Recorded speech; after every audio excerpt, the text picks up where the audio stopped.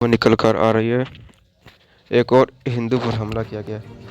व्यापारियों ने तालाब में छलांग लगाकर बचाई जान। चलिए ऐसे बांग्लादेश में डाकुओं के खिलाफ हिंसा थमने का नाम नहीं ले रही है और वहां पर एक फिर नफरत ने जान लेने की कोशिश की है। पहले उसे बेरहमी से पीटा गया, फिर चाकू से वार किया गया, उसके बाद पेट्रोल डालकर जिंदा जलाने की कोशिश की हुई। आखिर पल में व्यापारी कोखन चंद्र ने पास के तालाब में छलांग लगाकर अपनी जान बचाई। लेकिन यह हमला एक बार फिर बताता है कि बांग्लादेश में अल्पसंख्यकों पर अत्याचार किस हद तक पहुंच चुका है। एक क्रूर हमला बुधवार 31 दिसंबर को रात करीब 9 बजे के करीब पड़ेगा टैक्स का बोझ। भारत सरकार ने सिगरेट पर नई एक्साइज ड्यूटी लागू करने का निर्णय लिया है, जो कि 1 फरवरी से प्रभावी होगा। वित्त मंत्रालय द्वारा यह आदेश जारी किया गया है कि यह नई एक्साइज ड्यूटी सिगरेट की लंबाई के आधार पर 2050 रुपये से लेकर 8500 रुपये प्रति हजार स्टिक पर निर्धारित की गई है। यह टैक्स मौजूदा 40% गुड्स एवं सर्विसेज टैक्स के अतिरिक्त लगेगा। वर्तमान में भारत में सिगरेट पर कुल टैक्स लगभग 53% है, जो कि विश्व स्वास्थ्य संगठन WHO के द्वारा निर्धारित 75% के मानक से काफ़ी कम है। सरकार का मानना है कि कई नई एक्साइज ड्यूटी इस अंतर को कम करने में मदद करेगी और तंबाकू से होने वाली हानियों को रोकने में सहायता होगी।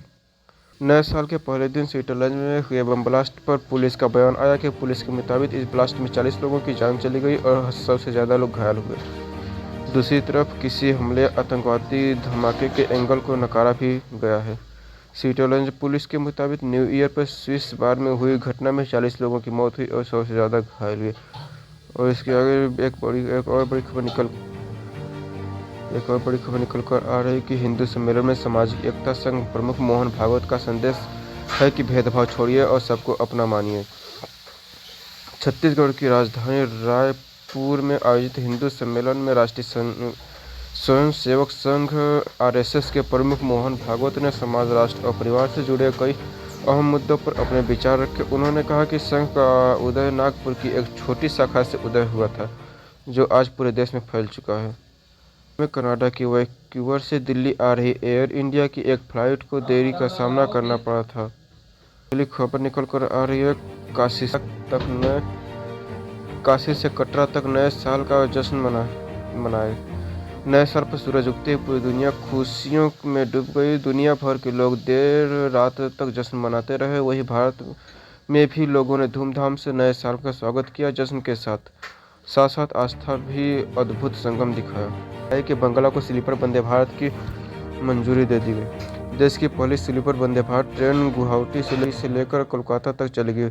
प्रधानमंत्री नरेंद्र मोदी जल्द ही इस ट्रेन का उद्घाटन करेंगे। इस ट्रेन को लंबे सफर पर यात्रियों की सुविधाओं के मुताबिक डिजाइन किया गया है।